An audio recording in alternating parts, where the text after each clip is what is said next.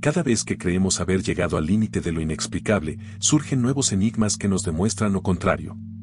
Y habiendo recorrido ya 5 partes, es momento de continuar con la siguiente entrega de esta serie tan interesante.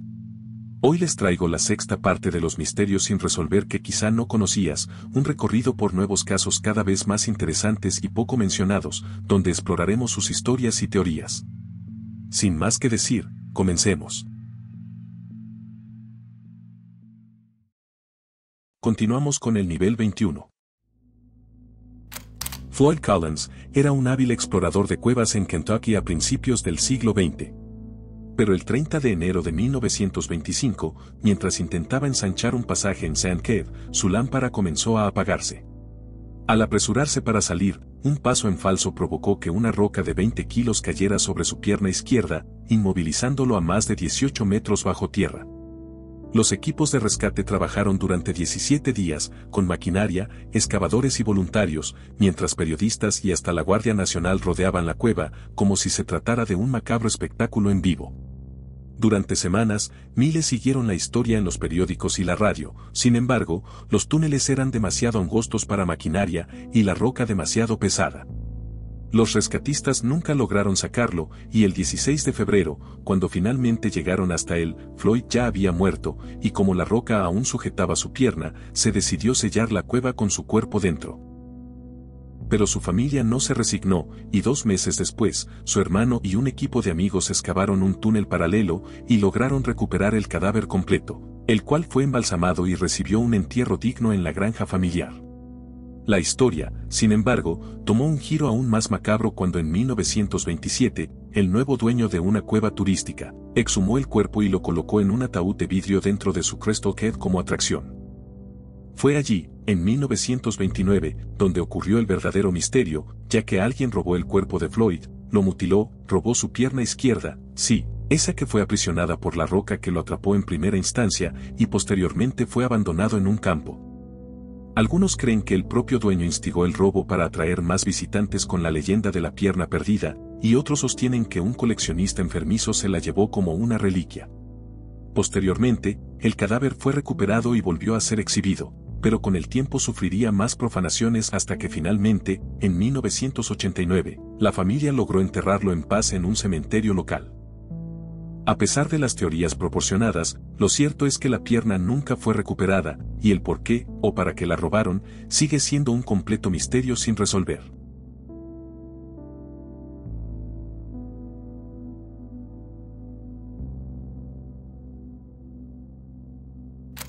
La noche del 13 de marzo de 1997, miles de personas en Nevada, Arizona e incluso Sonora, México, presenciaron un fenómeno extraño que hasta hoy no tiene una respuesta satisfactoria: las luces de Phoenix. Los testigos coincidieron en que se trataba de 2 eventos distintos, pero igualmente desconcertantes. Primero, apareció en el cielo una formación en forma de V, compuesta por entre 6 y 10 luces brillantes que se desplazaban en silencio. Algunos aseguraron que no eran luces individuales, sino parte de una nave gigantesca que eclipsaba las estrellas a su paso, con un tamaño estimado de varios campos de fútbol. Y solo horas más tarde, un nuevo fenómeno de un conjunto de luces se mantuvo estático sobre las montañas Sierra Estrella, flotando durante un tiempo prolongado antes de desvanecerse en la oscuridad.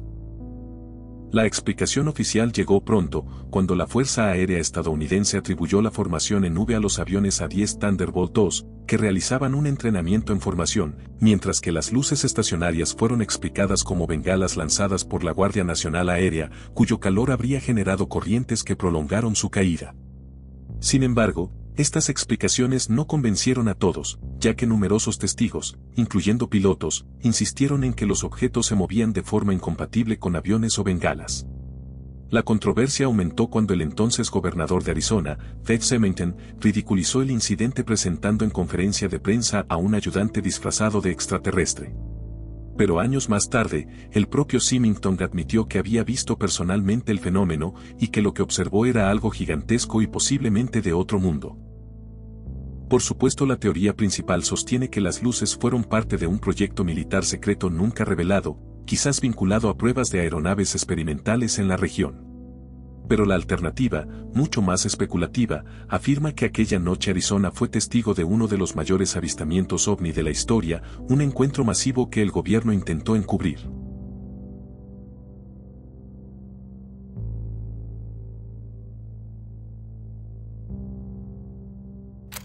El 6 de junio de 1980, Zygmunt Adamski, un minero polaco de 56 años, salió de su casa en Tingley, Inglaterra, para hacer una breve compra, pero nunca regresó. Su desaparición alarmó a su familia, pero lo más desconcertante estaba por venir. Solo 5 días después, el 11 de junio, su cuerpo fue encontrado sobre una pila de carbón en un depósito ferroviario en Todmorden, a más de 30 kilómetros de su hogar. La escena era tan extraña como inexplicable, ya que Adamski estaba boca arriba, con la ropa puesta, pero mal abrochada y sin la camisa interior. El forense determinó que había muerto entre 6 y 8 horas antes de ser hallado, lo que significaba que había pasado varios días en un paradero desconocido. El detalle más inquietante fueron las misteriosas quemaduras en el cuello y los hombros, ya que estas heridas habían sido tratadas con una sustancia gelatinosa que nunca pudo ser identificada. La policía no encontró signos de lucha, robo ni accidente, simplemente había desaparecido por 5 días y luego apareció muerto en circunstancias imposibles. Y en este punto es donde entraron las teorías. Algunos investigadores propusieron que Adamski fue secuestrado y retenido en algún lugar, tratado con un ungüento experimental y luego abandonado en el depósito de carbón. Pero hay una teoría que es la que más me llamó la atención, y es que el propio policía que descubrió el cuerpo, Alan Godfrey, años más tarde afirmó haber tenido un avistamiento ovni en la misma zona, y sugirió que la muerte de Adamski podía estar relacionada con abducciones extraterrestres. La expresión de terror en su rostro parecía, para algunos, la prueba de que había visto algo que ningún ser humano debería ver. Hasta hoy, la causa oficial de la muerte se mantiene como veredicto abierto por un fallo cardíaco, pero los elementos inexplicables del caso lo han convertido en uno de los mayores misterios sin resolver de Inglaterra.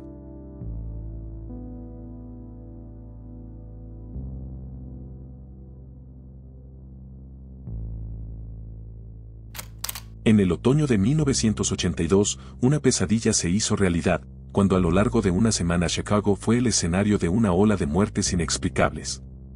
La primera víctima fue Mary Kellerman, una niña de 12 años que tomó una cápsula de Tylenol extra fuerte para aliviar un resfriado, y murió pocas horas después. Solo horas más tarde, en la familia Janes, 3 miembros fallecieron tras ingerir la misma marca. En total, 7 personas murieron en pocos días, y la autopsia reveló la causa: las cápsulas habían sido adulteradas con cianuro de potasio, un veneno que actúa en cuestión de minutos. Lo aterrador de todo esto fue descubrir que las cápsulas no habían sido contaminadas en la fábrica, sino en los estantes de farmacias y supermercados. Alguien anónimo y aparentemente al azar había manipulado los frascos antes de que llegaran a manos de las víctimas, lo que llevó a la prensa a bautizar el suceso como un crimen fantasma, un asesino que atacaba sin dejar rastro. La reacción de Johnson & Johnson, fabricante del Tylenol, fue decisiva e inmediata, retirando 31 millones de botellas en todo Estados Unidos y perdiendo más de $100 millones. Y aunque la marca estuvo al borde del colapso, esta acción se convirtió en un modelo de gestión de crisis y llevó a la creación de envases a prueba de manipulaciones, que hoy se aplican en toda la industria farmacéutica y alimentaria. La investigación policial los llevó a 3 sospechosos, pero se centraron en James Lewis, quien envió una carta de extorsión a la empresa exigiendo $1 millón para detener los asesinatos. Fue condenado por extorsión, pero nunca se hallaron pruebas que lo vincularan directamente a las cápsulas envenenadas. Para algunos, Lewis fue el asesino que logró evadir la justicia, pero para otros, solo un oportunista que aprovechó la tragedia. La teoría principal sostiene que se trató de un asesino aislado que, tras ver el caos mediático generado, nunca volvió a actuar. Y también se plantea que el crimen pudo haber sido un ataque corporativo encubierto, un sabotaje industrial para dañar a la marca, disfrazado de asesinato en serie. El caso sigue siendo un misterio sin resolver, porque aunque se arrestó a un sospechoso por extorsión, no hay evidencia que lo vincule directamente con los envenenamientos.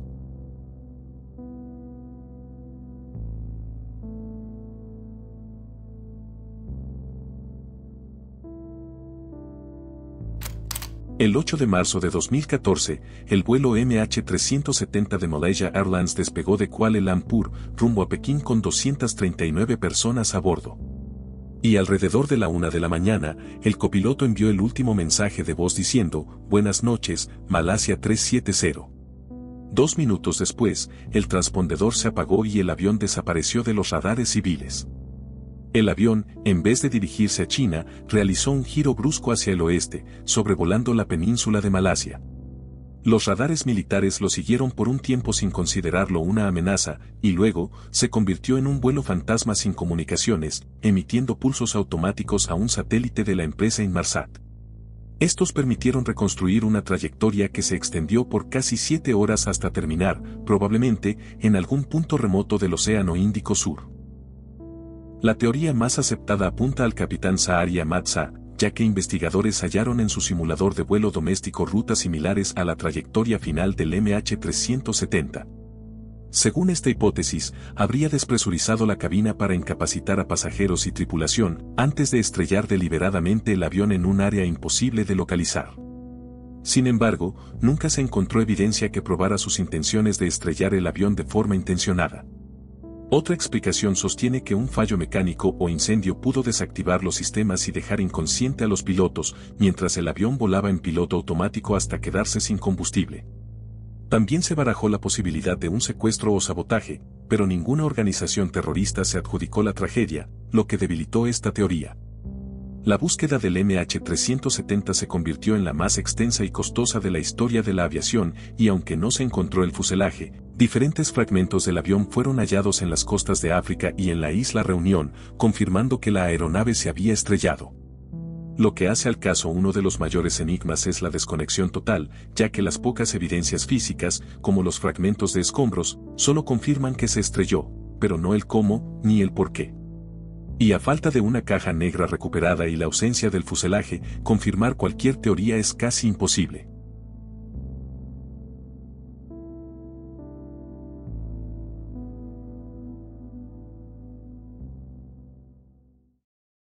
Y seguimos con el nivel 22. Entre 1918 y 1919, la ciudad de Nueva Orleans vivió bajo el terror de un asesino anónimo conocido como el Hachero. Su método era simple pero aterrador, entraba a las casas en la madrugada rompiendo un panel trasero con un cincel y atacaba a las víctimas mientras dormían, casi siempre con un hacha, y muchas veces con la misma del hogar que irrumpía. A pesar de lo sangriento de los ataques, rara vez robaba objetos de valor. Las víctimas eran, en su mayoría, inmigrantes italianos o italoamericanos, lo que llevó a sospechas de un motivo étnico o de que los crímenes fueran ajustes de cuentas de la mafia. Sin embargo, nada fue comprobado, ya que el asesino parecía atacar al azar, dejando tras de sí una ciudad sumida en paranoia. El momento más extraño llegó en marzo de 1919, cuando una carta apareció publicada en los periódicos. El autor, que afirmaba ser un demonio del infierno, anunciaba que la noche del 19 de marzo cometería otro asesinato. Sin embargo, añadió un giro macabro, ya que perdonaría a todos aquellos que tuvieran una banda de jazz tocando en sus casas. Esa noche, Nueva Orleans entera vibró al son del jazz, las salas de baile se llenaron, las casas organizaron fiestas improvisadas y la ciudad, literalmente, se entregó a la música para aplacar al asesino. No hubo crímenes esa noche, y la fecha quedó grabada como el día que Nueva Orleans le dio jazz al demonio. Pese a múltiples investigaciones, nadie fue identificado nunca como el Hachero, y algunos sugirieron que se trataba de un criminal común, protegido por el silencio mafioso. Otros lo veían como un sádico asesino en serie que jugaba con el miedo colectivo de la ciudad.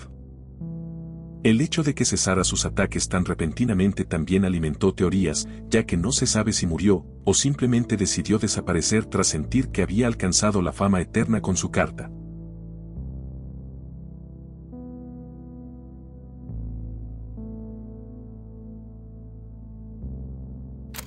En 1908, el arqueólogo italiano Luigi Pernier descubrió, dentro del Palacio Minoico de Festo en Creta, el intrigante disco de Festo. Se trata de un disco de arcilla cocida, de unos 15 centímetros de diámetro, con inscripciones cuidadosamente estampadas en espiral, tanto en el anverso como en el reverso. Lo que lo hace único no es solo su belleza, sino la escritura que contiene, ya que a diferencia de los sistemas conocidos de la civilización minoica, como el lineal A o el lineal B, el disco utiliza 45 símbolos distintos que aparecen en un total de 241 inscripciones. Entre ellos se distinguen figuras humanas, animales, plantas, herramientas y formas abstractas. Estos signos no fueron escritos a mano, sino que fueron sellados en la arcilla usando una especie de tampón para cada símbolo. Esto es como una versión muy antigua de la imprenta, ya que la imprenta moderna creada por Johannes Gutenberg fue en la década de 1440 y el disco de Festo se estima que es del año 1700 a.C. Pero el enigma surge porque, hasta hoy, nadie ha logrado descifrar el contenido del disco. No se sabe si es un himno religioso, un calendario agrícola o una narración mítica. Además, cada intento de traducción ha sido refutado o puesto en duda, y la falta de un contexto claro lo hace casi imposible de interpretar. El misterio se multiplica con las teorías sobre su origen, porque aunque apareció en un palacio minoico, algunos investigadores han sugerido que la escritura podría no ser cretense, sino provenir de otra región del Egeo, o incluso de un lugar mucho más lejano. Y aún más desconcertante es la teoría de que podría ser un fraude arqueológico, ya que algunos especialistas sospechan que Pernier lo fabricó para ganar prestigio con un hallazgo único. Sin embargo, nunca se ha probado esta acusación, y el disco sigue expuesto en el Museo Arqueológico de Heraclión como una de las piezas más misteriosas de la antigüedad.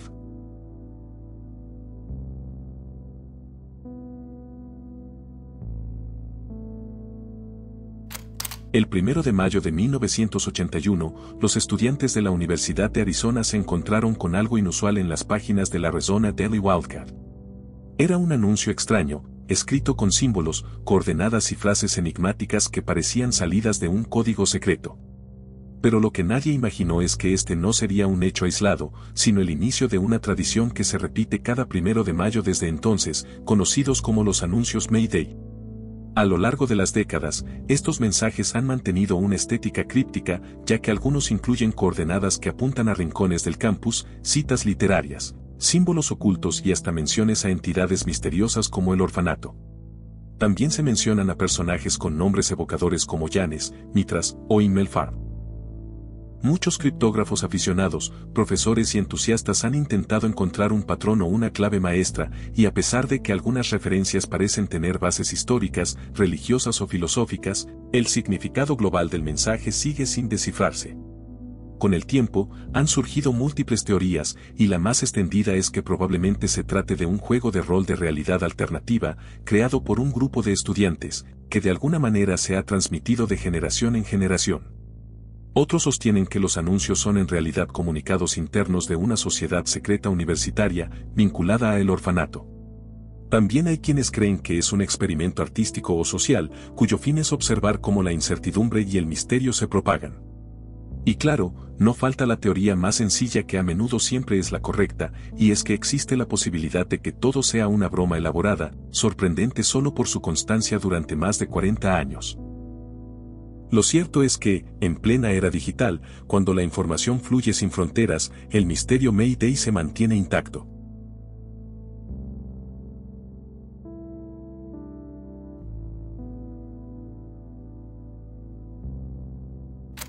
En la primera mitad del siglo XX, Buenos Aires fue el escenario de un enigma que sigue cautivando hasta hoy. Allí vivió Benjamín Solari Parravicini, un pintor y escultor reconocido en el mundo del arte argentino.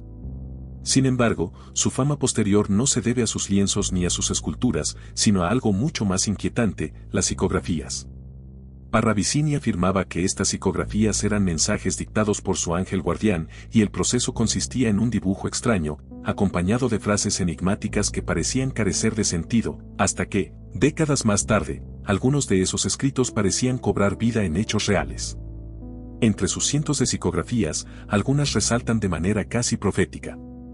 Por ejemplo, en 1939 Parravicini dibujó una figura similar a la Estatua de la Libertad y escribió: «La libertad de Norteamérica perderá su luz, su antorcha no brillará como ayer y el monumento será atacado 2 veces». Y tras los atentados a las Torres Gemelas, muchos lo interpretaron como una predicción cumplida. Luego en 1938, escribió: «El papado tendrá nuevas normas, lo malo de ayer dejará de serlo, la misa será protestante sin serlo y los protestantes serán católicos sin serlo. El Papa se alejará del Vaticano en viajes y llegará a América, en tanto la humanidad caerá. Los intérpretes de Parravicini han vinculado esta imagen con el pontificado de Jorge Mario Bergoglio, quien, como Papa Francisco, introdujo reformas significativas en la Iglesia Católica, promovió el ecumenismo y realizó numerosos viajes, incluyendo visitas a América Latina. El misterio central es evidente: ¿cómo pudo Parravicini anticipar sucesos con tanto detalle? Algunos creen que realmente tuvo acceso a una fuerza superior o a visiones del futuro, y otros sostienen que sus frases eran lo suficientemente vagas como para que encajaran con distintos acontecimientos a lo largo del tiempo. Pero lo cierto es que, cuanto más pasan los años, más personas encuentran nuevas coincidencias en sus escritos. Parravicini murió en 1974, sin imaginar que sus psicografías se volverían un pilar en la cultura del misterio, y para muchos es el Nostradamus argentino, y para otros, solo un visionario con gran imaginación.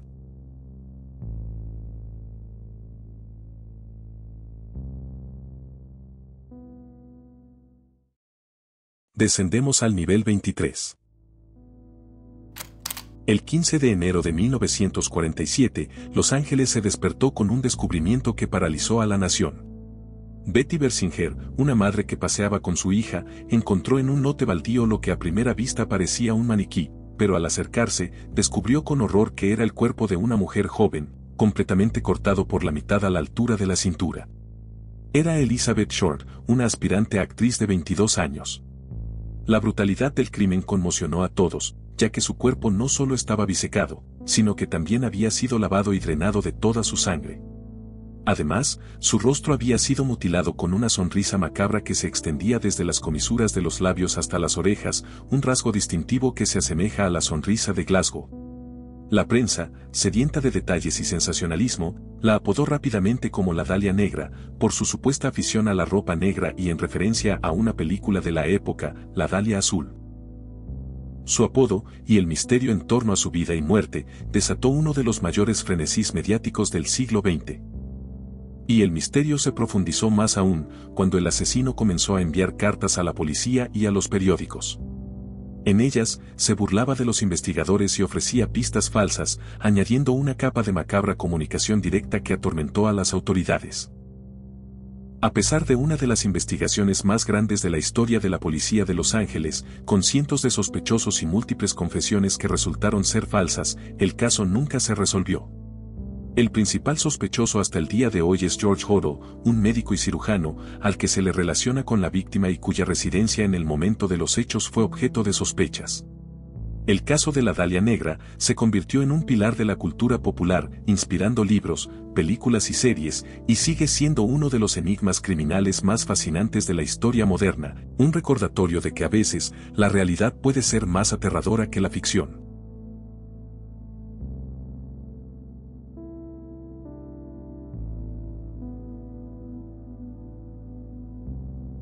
La noche del 21 de febrero de 1977, la tragedia golpeó un pequeño apartamento de Chicago. Allí vivía Teresita Basa, una inmigrante filipina de 47 años, terapeuta respiratoria en el Hospital Edgewater y apasionada de la música. Aquella noche fue encontrada sin vida, apuñalada en el pecho con un cuchillo de cocina, y el apartamento había sido incendiado en un intento de borrar huellas. También algunas joyas y su televisor habían desaparecido, por lo que la policía inició una investigación exhaustiva, pero el caso se enfrió rápidamente, ya que no había testigos, no había sospechosos claros, y el asesino parecía haberse desvanecido en la inmensidad de Chicago. Meses después ocurrió lo impensable, cuando Rami Chua, colega filipina de Teresita en el Hospital Edgewater, comenzó a sufrir episodios extraños donde entraba en trances súbitos, hablaba con una voz diferente, e incluso en idiomas que no dominaba. Su esposo, el Dr. José Chua, fue testigo de estas sesiones, donde la voz afirmaba ser Teresita Basa. A través de Remy, Teresita contó su propia historia, revelando que había sido asesinada por Alan Showery, un técnico que también trabajaba en el Hospital Edgewater, y que había ido a su apartamento bajo el pretexto de reparar su televisor. Según ella, Showery la atacó y después incendió la vivienda para ocultar el crimen, incluso detalló que las joyas robadas se encontraban en poder de la novia de Showery. La policía, incrédula pero presionada por lo específico de la información, decidió investigar, y para la sorpresa de todos, efectivamente la novia de Showery poseía las joyas de Teresita. Además, el televisor de la víctima también fue rastreado hasta Alan Showery, por lo que fue arrestado y finalmente confesó el asesinato. Y es aquí donde reside el verdadero misterio de este caso, y la razón por la que ha cautivado a la gente durante décadas. La policía, con todas sus herramientas y recursos, no pudo encontrar al asesino, pero una mujer, en estado de trance, proporcionó la información precisa que guió a las autoridades a la evidencia clave. ¿Cómo lo hizo? Algunos sostienen que no hubo nada sobrenatural, sino que tal vez Remy, al trabajar en el mismo hospital que Showery, pudo haber escuchado rumores o incluso supiera detalles del crimen por alguien cercano a él, y su mente los proyectó a través de visiones y trances, pero como siempre, son solo teorías.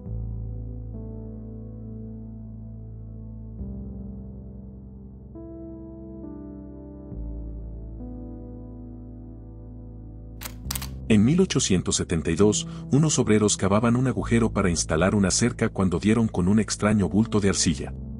Al romperlo, quedó al descubierto un objeto que parecía sacado de otro mundo, una piedra perfectamente pulida con forma de huevo, de unos 10 centímetros de alto.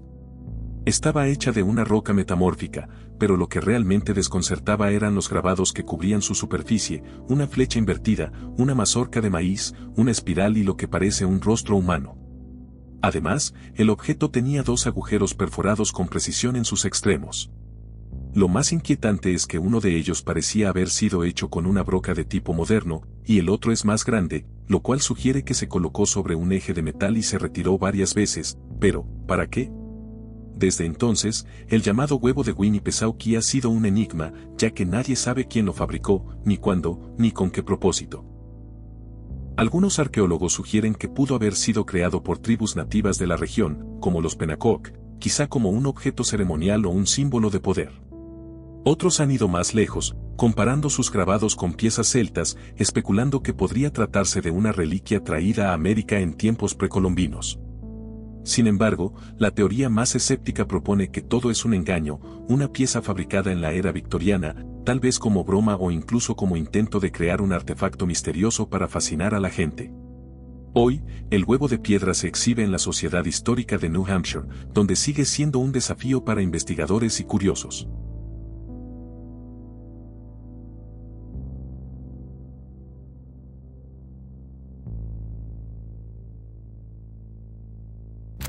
En 1977, en la remota aldea de Dongbeigao, provincia de Hebei, China, la vida de un joven campesino llamado Huang Jianqiu tomó un giro inexplicable que desafiaría toda lógica. Todo comenzó una noche en la que Huang Jianqiu se fue a dormir en su humilde hogar, pero a la mañana siguiente había desaparecido sin dejar rastro. 10 días después, la familia recibió un telegrama por parte de Huang Jianqiu, desde Shanghái, a más de 1100 kilómetros de distancia. Lo más asombroso es que el telegrama había sido enviado apenas unas horas después de su desaparición. Ten en cuenta que un viaje de esa magnitud, por la época, habría tomado más de un día en los medios de transporte más rápidos disponibles, lo que implicaba que Huang Jianqiu habría viajado a una velocidad imposible para los medios de transporte de la época. La policía de Shanghái verificó su identidad, usando incluso una marca de nacimiento en su muñeca para confirmar que era él. El misterio se intensificó con apenas 2 meses después de su regreso, cuando Huang Jianqiu volvió a desaparecer. Esta vez, fue encontrado en otra ciudad lejana, sin un telegrama que anunciara su paradero. Pero su tercer viaje fue el más inquietante, ya que Huang Jianqiu despertó en un hotel en la provincia de Gansu, a miles de kilómetros de su hogar. Y allí, no dudó en dar su propia versión de los hechos, contando y asegurando que había sido llevado por el aire por seres extraños que lo transportaban de un lugar a otro a una velocidad inimaginable. Pero aquí viene un giro aún más desconcertante, a diferencia de un secuestro convencional, Juan dio nombres y una descripción de sus captores. Él aseguró que 2 individuos, a quienes identificó como Gao Dengmin y Gao Yanjin, fueron los responsables. Con sus descripciones, se elaboraron retratos hablados de los supuestos secuestradores, pero este detalle, lejos de resolver el caso, lo hace aún más enigmático, ya que el enigma ya no es solo quien lo transportó, sino como 2 personas de carne y hueso lograron moverlo miles de kilómetros en cuestión de horas. Los hechos verificables son impactantes, un joven que desaparecía y reaparecía a cientos o miles de kilómetros en un tiempo imposible. Los periódicos chinos reportaron su caso, y las autoridades lo investigaron, pero no pudieron ofrecer una explicación lógica. Y ante la ausencia de respuestas convencionales, surgieron las teorías. Algunos sugieren que pudo haber sido víctima de un sonambulismo extremo, aunque las distancias y la velocidad de sus viajes hacen esta explicación casi imposible.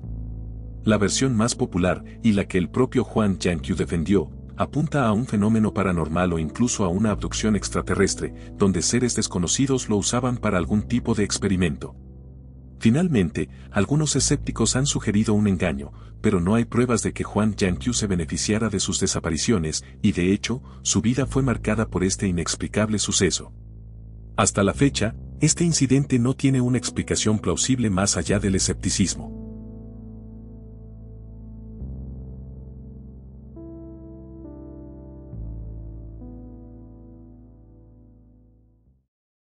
Y descendemos al nivel 24. En 1989, mientras la Guerra Fría llegaba a su fin, algo mucho más extraño que cualquier tensión política se apoderó de la ciudad soviética de Voronezh. El 27 de septiembre, un grupo de niños que jugaba en un parque de la ciudad vio algo increíble: una esfera de color rojizo aterrizó, y de ella salieron dos criaturas de 3 metros de altura con cabezas diminutas y 3 ojos, acompañadas por un robot. Los testigos, atemorizados, afirmaron que los seres usaron un extraño rayo para paralizar a uno de los jóvenes. La historia se volvió viral, y la agencia de noticias oficial del Estado reportó el suceso y afirmó que científicos de la Universidad de Voronezh confirmaron el avistamiento de la esfera y de una zona de alta radiación. Incluso un teniente de policía local afirmó haber visto un objeto volando en el cielo. El misterio no era solo lo que los niños afirmaban haber visto, sino el hecho de que su historia fue respaldada, al menos inicialmente, por la prensa y por académicos de la Unión Soviética. En un régimen conocido por su control de la información, el reporte de un evento de este tipo fue, en sí mismo, un enigma. Para muchos, fue la confirmación de que algo verdaderamente inexplicable había ocurrido en Voronezh, un caso que desafió la ciencia y la lógica. La principal teoría es que el incidente fue un encuentro real con seres de otro planeta, ya que la coherencia de los testimonios de los niños, las huellas de un objeto enorme en el terreno y los supuestos hallazgos de radiactividad inusual, apuntan a un evento de una naturaleza que va más allá de nuestra comprensión.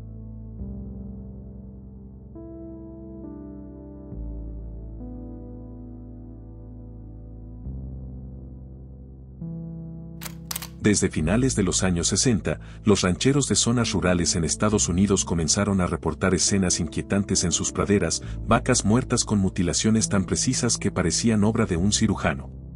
Partes del animal eran removidos con cortes perfectamente limpios, a menudo cauterizados, sin una sola gota de sangre alrededor. Y más extraño aún, no había huellas de depredadores, vehículos ni personas en los alrededores, incluso en terrenos blandos. El fenómeno alcanzó su punto álgido en los años 70, cuando miles de casos se documentaron en estados como Colorado, Nuevo México y Kansas. Además, la inquietud creció al descubrir que los animales carroñeros se negaban a acercarse a los cadáveres, dejando cuerpos intactos durante días. Ante la imposibilidad de una explicación convencional, surgieron múltiples teorías. Por ejemplo, algunos biólogos intentaron atribuirlo a depredadores y procesos naturales de descomposición, pero los cortes quirúrgicos y la ausencia total de sangre contradicen esa idea. Otra hipótesis popular en la época fue la de cultos satánicos o grupos clandestinos que usaban a los animales en rituales. Sin embargo, nunca se hallaron pruebas que conectaran a personas con los crímenes. Pero la versión más inquietante proviene de los propios rancheros, ya que muchos de estos sucesos coincidieron con avistamientos de luces extrañas en el cielo, lo que dio paso a la teoría de que las mutilaciones forman parte de experimentos extraterrestres, donde los órganos son extraídos con tecnología desconocida y precisión imposible para la época. El misterio de las mutilaciones de ganado persiste porque, a pesar de las décadas de investigación por parte de la policía, agencias federales como el FBI y expertos en vida silvestre, nunca se ha encontrado una explicación concluyente que pueda dar resolución a todas las extrañas características de estos casos.